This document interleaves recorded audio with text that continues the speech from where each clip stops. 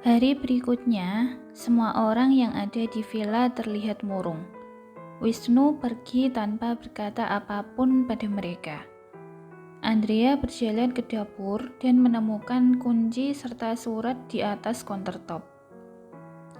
Dia melihat beberapa rekannya yang lain yang duduk di ruang makan.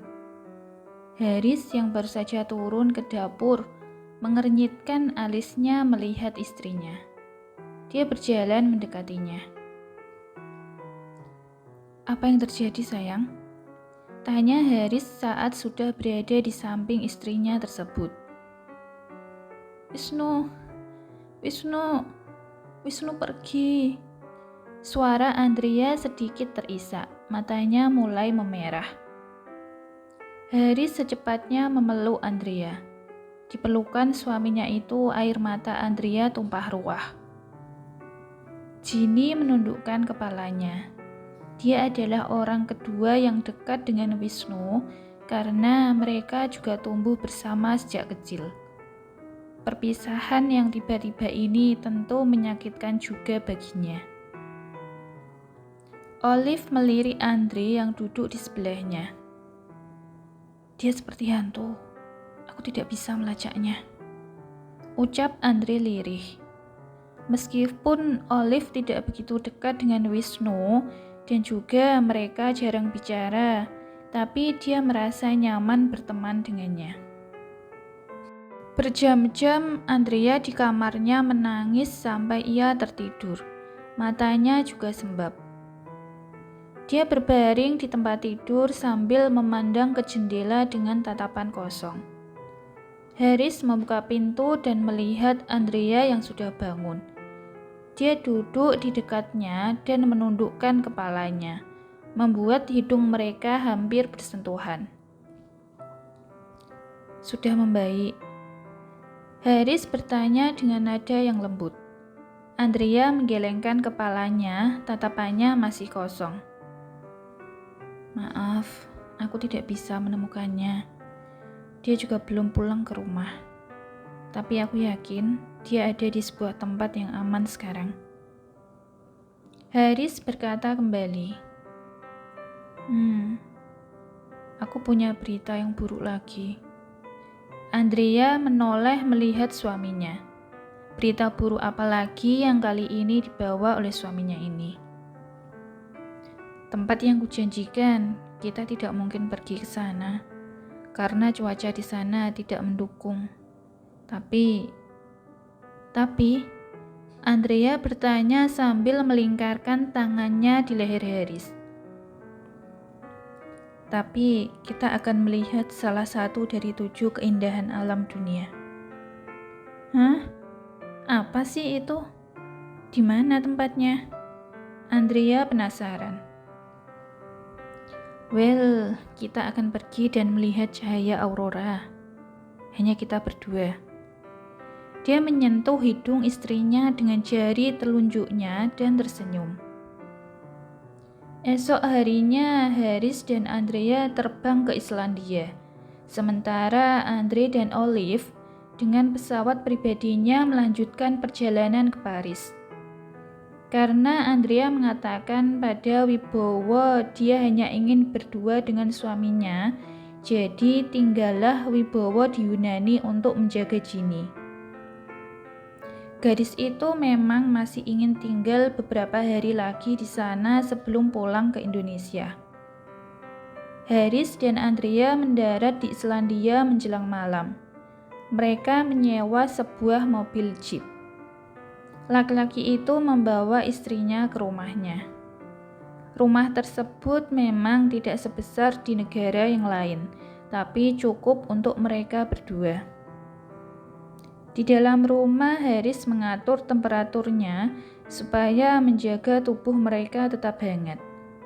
Mereka duduk di sofa di ruang tamu. Haris membuka laptopnya sementara Andrea duduk di sebelahnya sembari menyandarkan kepala di pundak sang suami. Ia mengecek media sosialnya bila menemukan clue di mana keberadaan Wisnu. Sementara Haris di lain sisi membuka akun Skype chat dan mengirim pesan pada Vicky. Lacak aktivitas cahaya aurora minggu ini. Beritahu aku waktu dan tempatnya. Cepat.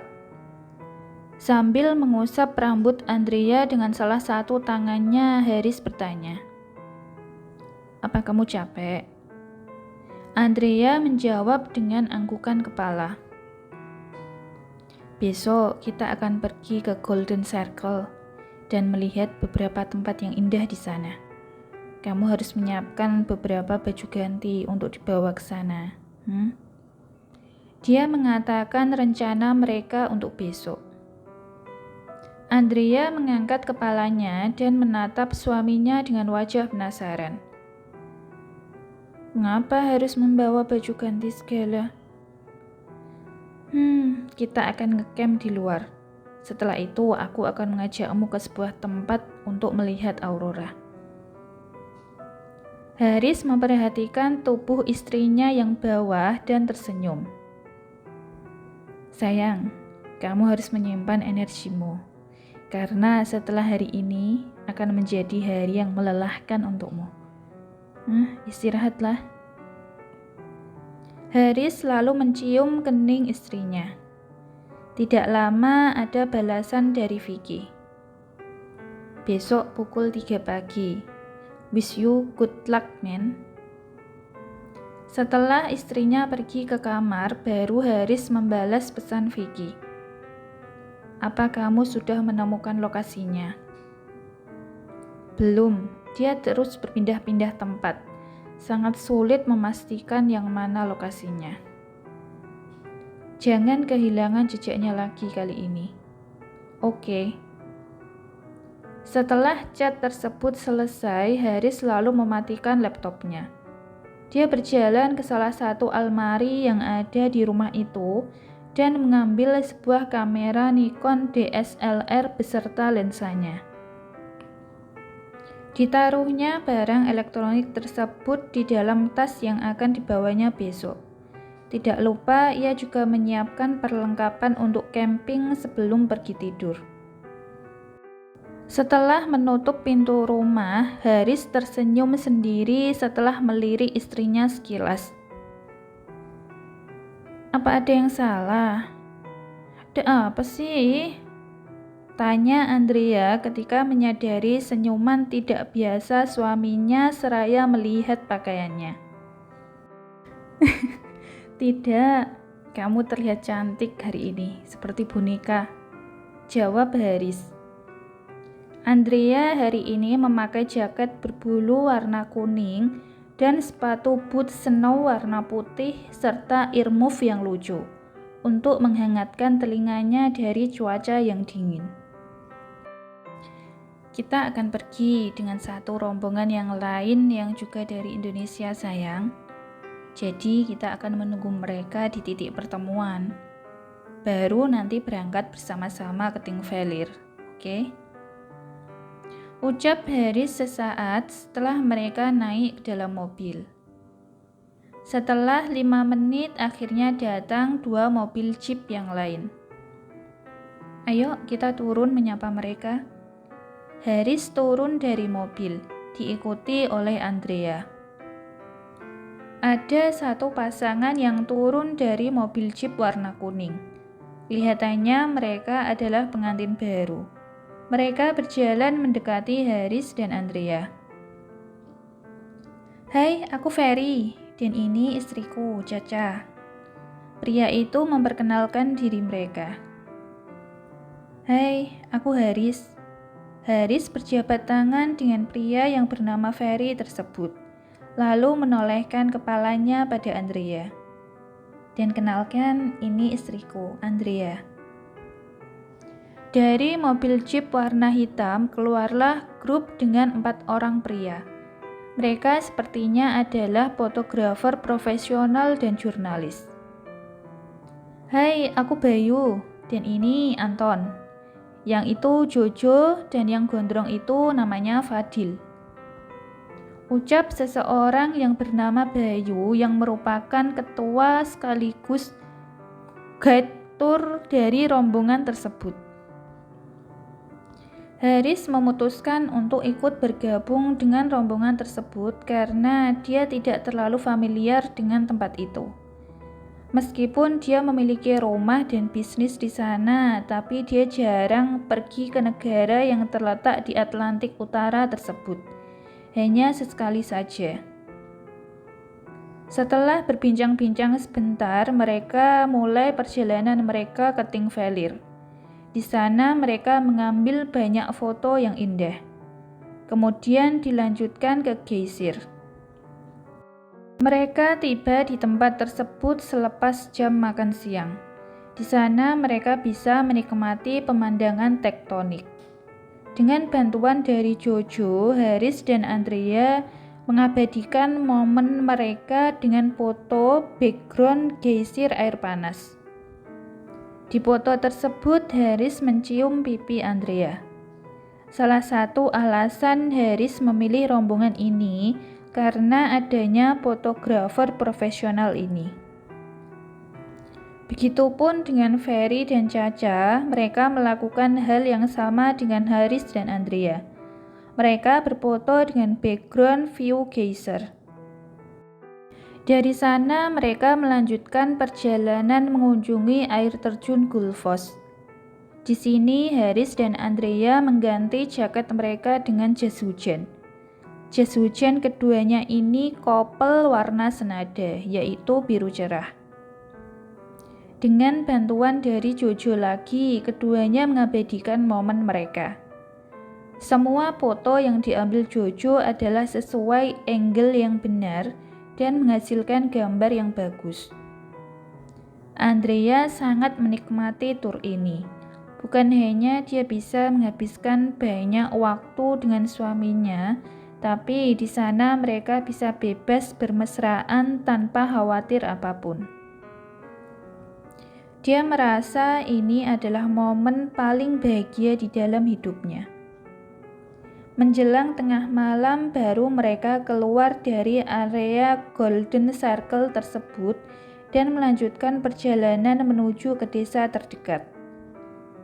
Melihat kondisi jalannya memang paling tepat menggunakan mobil jeep. Mereka berhenti di sebuah gunung berbatu yang tidak terlalu banyak pohonnya. Tempat tersebut lebih mirip seperti tanah lapang dengan air terjun di bawahnya. View di sana sangat indah sejauh mata memandang. Pemandangan alami mengelilingi mereka dari segala penjuru. Mereka mulai memasang tenda di sana dan membuat api unggun di tengah-tengah. Haris memasang kameranya dengan posisi berdiri dan mencari angle yang tepat sesuai dengan arahan Vicky. "Apa yang sedang kamu lakukan di sini, bro?" tanya Bayu yang sudah berdiri di dekat Haris. "Aku sedang memasang kameraku untuk mendapatkan gambar yang bagus," jawab Haris. "Oh, jadi kamu sudah tahu dari arah mana cahayanya akan muncul nanti malam?" Bayu bertanya kembali dengan nada serius. Aku tidak yakin sih. Tapi feelingku mengatakan, ia akan muncul dari arah sini." Haris tersenyum pada pria tersebut. Di lain sisi, Andrea, Caca, dan yang lain terlihat sedang asik mengobrol di dekat api unggun sembari meminum coklat panas. Kedua gadis itu duduk di kursi lipat, sementara yang lainnya duduk di bawah.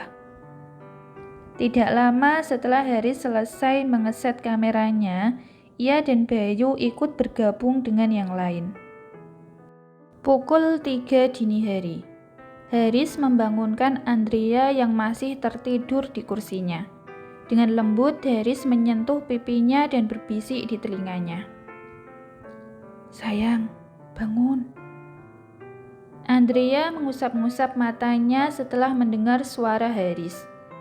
Dia membuka matanya perlahan dan melihat pria yang ada di depannya itu dengan samar-samar. Dia mengusap matanya sekali lagi sebelum benar-benar tersadar. Lihat, tidak ada apa-apa kan di sana? Andrea menunjuk ke langit yang gelap. Dia mengerutkan alisnya. Haris tersenyum lalu menggandeng tangan istrinya itu dan mengajaknya ke tempat di mana tadi dia mengeset kameranya. "Ayo sayang, kita mulai berhitung," ucap Haris. Rekan-rekan mereka yang lain juga berdiri tidak jauh dari tempat mereka berdiri sekarang. Dimulai dari 10 mereka mulai berhitung bersama. 10, 9, 8, 7, 6, 5, 4, 3, 2, 1.